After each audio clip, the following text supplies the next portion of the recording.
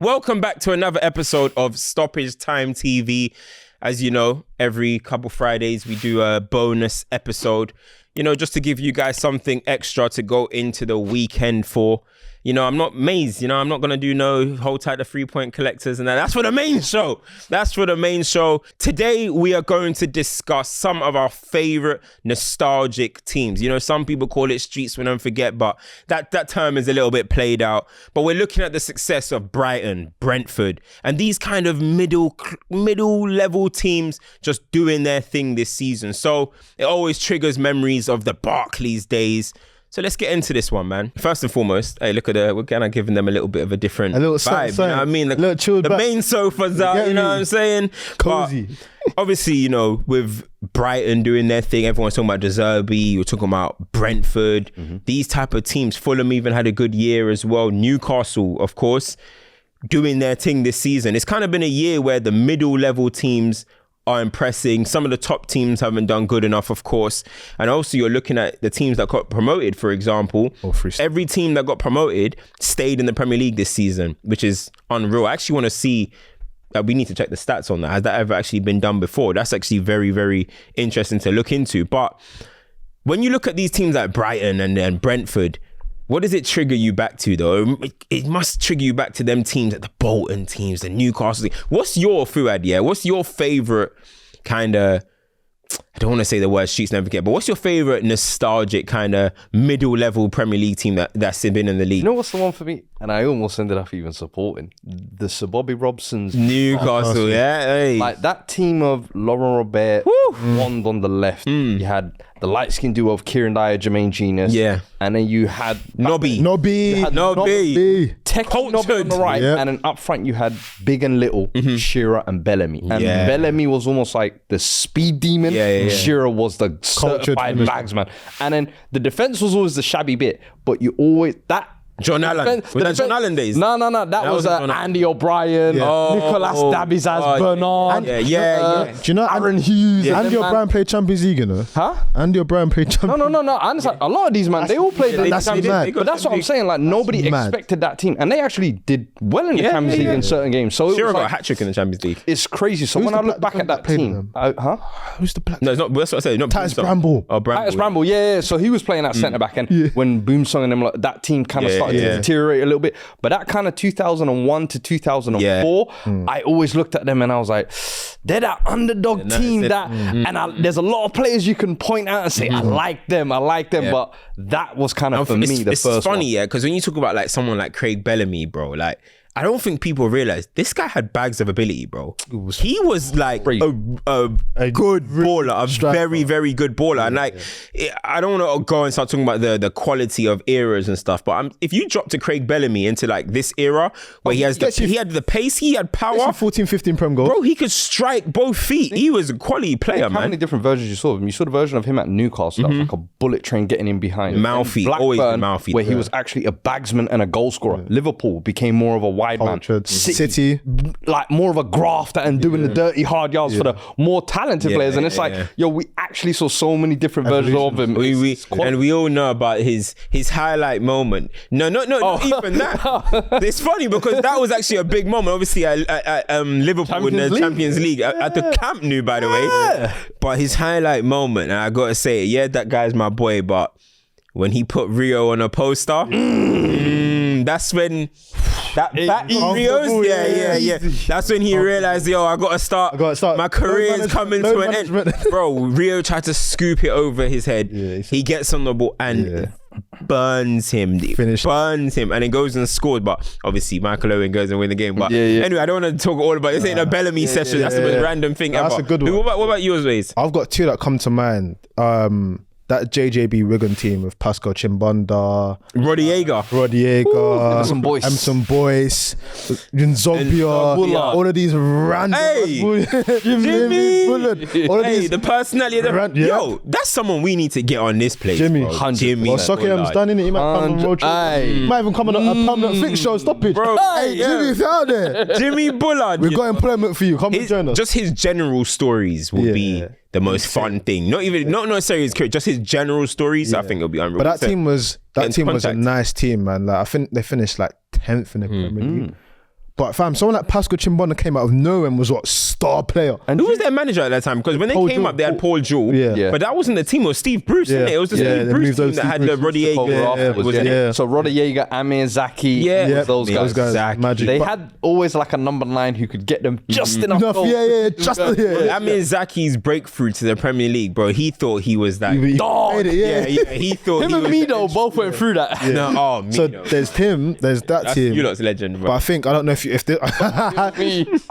is probably one that's on your radar as well, because obviously our countrymen are wear that t-shirt all the time. The classic Reebok shirt, Reebok sponsor, Bolton. Oh my gosh, Gary Speed, Okocha. Campos, Hierro. Listen, one that gets forgotten. Fernando Hierro. Fernando Hierro was playing football at the Reebok Stadium in Lancashire. I don't think people realise it. Do you know who Fernando Hierro was? He was the Real Madrid skipper when they were winning Champions League. Big baller. You know he's got over 100 goals in his career. Yeah, he was there chilling as a defender. Bro, he's an icon. Like, until Sergio Ramos, he was probably their greatest defender, right? Yeah. He was probably known as their greatest defender. Obviously, Raul followed him as captain, but he was known as like El Capitano, innit? And a man was end up at Reebok Stadium. That's crazy. So many kind of players. Yuri Djorkaeff as well. Let's not forget. Remember, what's the Greece guy? Giannopoulos. He won Euros. He butchered bald head, innit? What did you call him? Giannis. Antetokounmpo, you know. That's hilarious, but that was a solid. It was an era-defining team. It almost felt like that. Do you know there's another one that's a sleeper one as well? In and around that team. In the Bolton. In and around that Bolton kind of era. Do you remember Alan Curbishley's Charlton? Nudge me, Matt Holland, bro. Matt Holland, Scott Parker, Darren Bent. Like they had like a couple. Romadal. Yeah. I want to go to the Valley. They were never. That was 2001. They were never even pushing for Europa. No, I'm talking like after. Like you're talking when it evolved. 2005. 2001 times. It was actually a decent team. Till Darren Bent left to come to Spurs, they were competing in and around top 10. They were like just outside the European spots, and you're always thinking Alan Curbishley one day is going to get the backing to push go forward. And instead he went off to West Ham, and Charlton never really recovered. But it always one I always looked at like, they should have stayed and they could have been something. You know, but every time I look at like a Curbishley, like like the Curbishleys and that, I just look at them as Fergie's youngers. Yeah. They were all just like looked up to Fergie, and that's what it was. What I mean? You know how the league is starting to kind of do like pep a little bit, right? They all just looked up to Fergie. All them Curbishley, Alan Pardew, they're all just his youngers. They were young bucks coming through them. Yeah, Big Sam thought he was like mates with him. Like, you're still you're still young. Man, you know what I mean? He thought he was his peer, innit? But we're not age mates. Nah, allow it, bro. Even Neil Warnock and that. But do you know what? Yeah, there's one team that I really like, and it's a little bit after you lot's one. I'm sure there's going to be other ones going back, but I really, really like that Aston Villa Martin O'Neill team. Ashley Young, Carew, Emil Heskey was there. Rio Colcar. Was Milner still there? Yeah, Rio Colcar was there. Milner was still there. Milner was there. Because it was a bun. It was not flipping. It was Carew, and then Milner was always just on this little flag. At one point, Gareth Barry was mid-table Gerrard, bro. Once upon a time, bro. Do you know what I mean? He was goals as well. That's what I'm saying. Was it Olsen at the back for them? No, it was Melberg. And Laudsen. Yes. The Danish one. Melberg. When you look back at the history, he held it down. Still, he did his thing. Before Ashley Young, there was Luke Young, so if you remember. I remember Luke Young, right back. I know the right back. Yeah, that's what I'm talking about. I really like that team because you know what? That team was so close to getting Champions League football as well, multiple times. Them times there, the original Spurs, like they were like an entertaining watch as well. Honestly, they were entertaining watch, as you mentioned, bro. There was once upon a time that Rafa Benitez was going to get rid of Xabi Alonso because he wanted to bring in Gareth Barry. That's what Gareth Barry was doing at the point. He was the penalty taker as well, so he was getting a lot of clout through that. Do you know what I mean? But the hard smack. But that team was fun. Martin O'Neill, I've always thought, is a decent manager as well. He's always done decent jobs at places. So that was definitely. I never understood why he never got jobs afterwards, though. Like or Premier League jobs. I remember he went Celtic. I remember he went the national job as well. He was Leicester before that. But I always just expected. Sunderland was when I thought, bro, you're better than this. Like, you actually deserve, I don't know, maybe a Tottenham job or something around that kind of mold. Leicester maybe at one point, even though I think he'd managed them before as well, actually. Leicester, if I'm not mistaken. He managed Leicester in the early 2000s. The Walker's days, isn't it? Yeah. You know what? Talking about Martin O'Neill at Sunderland with Steve Bruce, Ken Wine Jones, Darren Bent, Zenden, Asamoah Asamoah was doing this, bro. Look at him. Little Azonto got them gas. Nah, you can't trick me. Do you know what my one is? Yeah, like that. If anything, Niall Quinn, Kevin Phillips. That's the Sunderland team I prefer to that one. I'm showing my age here. The thing is, that team was nice, actually, and that team actually got a lot of points when they got promoted, because obviously Kevin Phillips banged goals. They were pushing outside top 4. They got like nearly 60 points or something. They maybe got even over 60 points. But the reason why I like that Sunderland team, because that Sunderland team, they had like vets like what's my man's name? Sorry, like Zenden. Then obviously Asamoah Gyan. He was a breath of fresh air. Cameron Jones had been around the Premier League at that point, and he had found a new life there. Darren Bent obviously was doing his thing at Charlton's and stuff, and now it's a time where he's at Sunderland, where you're probably thinking, forget about him. He started banging goals, and then remember, Danny Welbeck went there on loan. He did well, huh? Defoe, didn't he go there? No, Defoe was after. He kept them up. You know what? You know what? Remember his volley? Defoe's volley to keep them up. You remember? Insane. That last he did wonders to keep them up. I know it's random, but I'm happy that Defoe finished his career with a league title or trophy. Rangers, But the team that I'm going to throw in here, and people often forget about the team effort. But do you remember Pardew's Newcastle side that finished 5th? Which one? Papisi say Demba Ba. Demba Ba, come on, man. We ain't seen a black duo like that since Dwight York and Andy Cole. Facts. But it's so mad because bro, they're both from the same country as well. From the same country, bro. I was gonna say, and both up until that point were so streaky, and they could never put on at the same time. They're from the same country. Yeah, they're both from What's Senegalese? What was Senegal doing in the AFCON? Nothing. That was a 6-month purple patch of heaven, bro. Because both of them, nothing happened. They never performed well at the same time. Yeah, but I think both of them got like 16 and 19. Yeah. Insane. But that team had Demba Ba was the beginning of the season, and then Papi was the second with a banana shot and all sorts. But they had Kabayi, they had I think Gutierrez was on his last legs there. Buffon, William, they had a couple of French, They had a really good. Obviously, they had Stephen Taylor, Debucci, they had Polacchini. Yeah, they had a decent little team. But for them to get 5th at that time was like, right. They just got promoted, if I'm not mistaken. Was it the year after they got promoted? So it was almost like a new team coming. Because they got promoted with now Ranger and Andy Carroll. Andy Carroll. Yo, them man were tearing up the championship. That was a fun little season. We've got to mention, even though we're talking about a lot of domestic stuff, that Fulham team that just defied all possibilities. European mad run with my man Clint Dempsey leading. Do you know how insane that is? That Craven Cottage was jumping on a midweek night. Yo, every goal that goes in at Craven Cottage, there's a risk that stadium's gonna collapse. You've seen that place, bro. It's like Hogwarts. They still had that neutral stand then as well. I'm telling you, go to that stadium, you got wooden chairs, bro. But who was in that time? What? Guerra? Yeah, Zoltan Guerra, Danny Murphy. Yeah. Brady Hangland. Hey, yo, by the way, Zoltan Guerra had tech. He did. Oh, West Brom. We ain't forget. We ain't forget, trust me. Real ones know. Yeah. Guerra was techie. He was a good signing and foot manager as well, by the way. Bobby Zamora was still there? FM hype now. I'm watching Bobby Zamora was still there as well? Yeah, Bobby Zamora, Yeah, no, I like teams like that because all what we're talking about, you have to imagine, you're not so fortunate, but we're fortunate to have seen teams have success and everything. If you're in this sort of situation where you're supporting this team, you don't know what to expect. And then you're just seeing this random guy have the season of their life. Yeah. Imagine how electrifying it is to be amongst that. Yep. Like I've not too long ago, the people that made Sunderland till I die, I was speaking to them about some of their best seasons. They were talking about the season we spoke about, and they're saying it's one of the best moments ever. You just had to be there. It's crazy how football is, though, isn't it? Like, because sometimes you only think about stuff from success, or even for you that you're not getting success, but you are positions that you should be, for example. So it's hard to sometimes enjoy when you're in your position. But when you're looking at some of these teams like Sunderland and all this type of stuff, getting to this level and not winning, but you're seeing their fans so happy, so gassed. Sometimes it does make you just be like, do you know what, football's lit, man. Like, you know what I mean?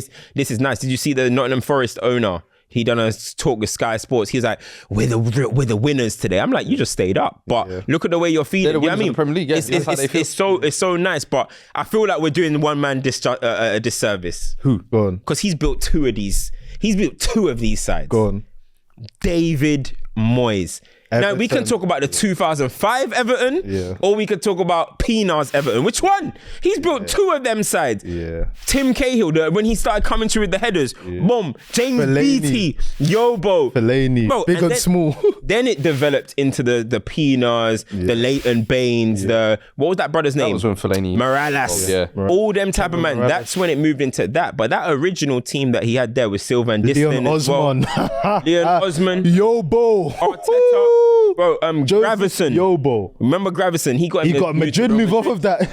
We say all the time, Seamus Coleman is a first ballot Hall of Famer of Premier League. So not even heritage. Fullbacks. Premier League heritage. His picture's there. You'll never forget Leighton Baines, man. But honestly, David Moyes built two very enjoyable teams in my opinion. And bro, people seem to forget Everton got top 4. Do we forget it? Everton got top 4 so early. That's like they got washed because in the group stage. Villarreal before they got to the group stage, right? and then Villarreal ended up doing what? Going to the semis. So hey, fair enough. There's no there isn't. That was Villarreal's first time as well. Like yo, they were shaving that. To be fair though, Villarreal in terms of capacity, there's a little bit. They're the same. They're the same. No, I think that might have even been just before Forlan came. Yeah, I think that might have been just before Forlan came. David Moyes, you have to give him respect because you look at that side. First season, actually. No, it was Forlan. You don't want to play the Toffees. Forlan centre. Yeah, I think it was his first season. You don't want to play the Toffees.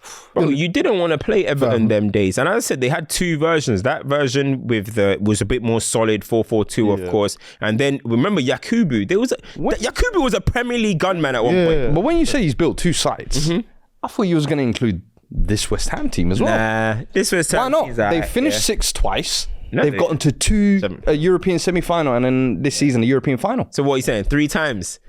I'm just saying. Respect, man. I'm saying. Respect. True. If we're going to say those teams, we're proud of Newcastle because they finished 5th. West Ham, top 6. I think come on. We're still in the West Ham European semi-final. Yeah. Come on. No, Another European final the next year.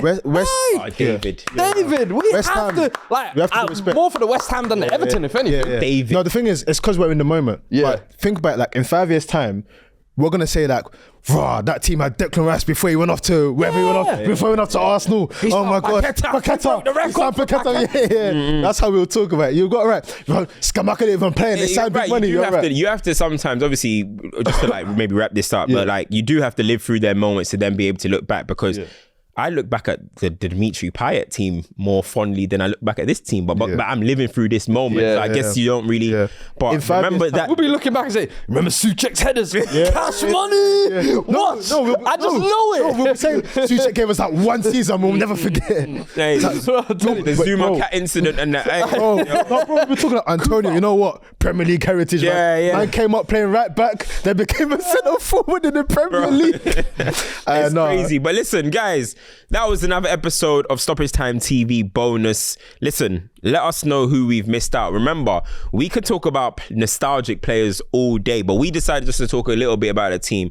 As you guys can see, it was laid back, it was casual. We're just having fun over here. This is what the bonus episodes are all about. But make sure in the comments, you let us know some of your nostalgic classic teams, even if you're going way, way, way back, because I'm sure we're forgetting about the Les Ferdinand Newcastles and stuff. There's so many teams that we could talk about. Taraps, QPR with Remy and all these guys. But guys, make sure you let us know. Like, share, subscribe, turn the notification on, and make sure you guys go and watch the episode with Sean Wright Phillips. The views are not making sense right now. That was an amazing episode. He opened up. He told us everything we wanted to hear. It was really good. Guys, make sure you go and check that one out. The link will be under here, this video. So yeah, man. Maze, Fuad, we out. We're out.